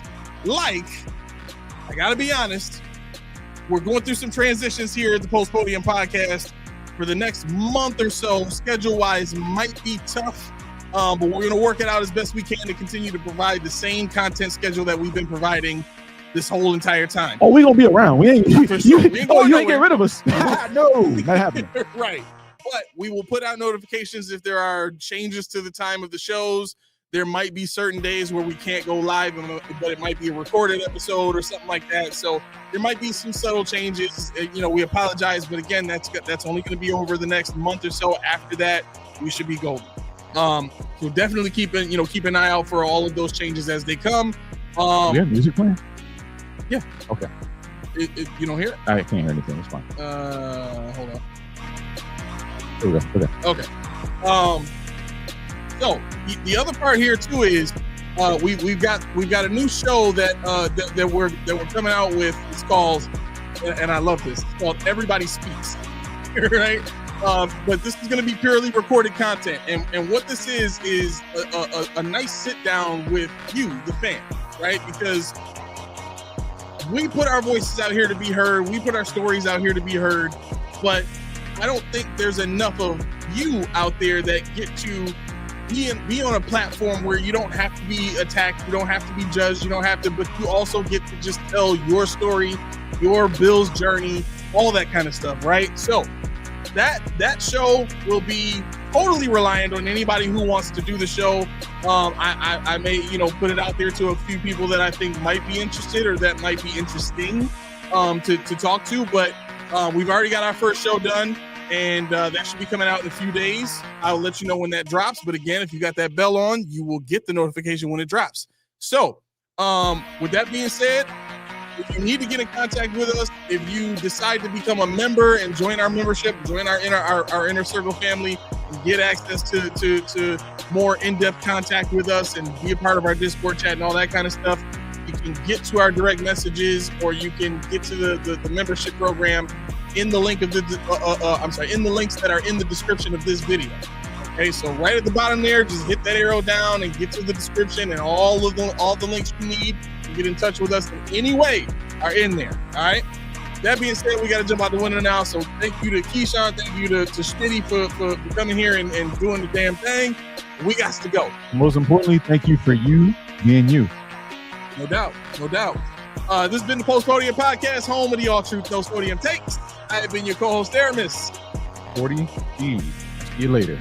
All right, that's it for us. Y'all have a great night. Peace.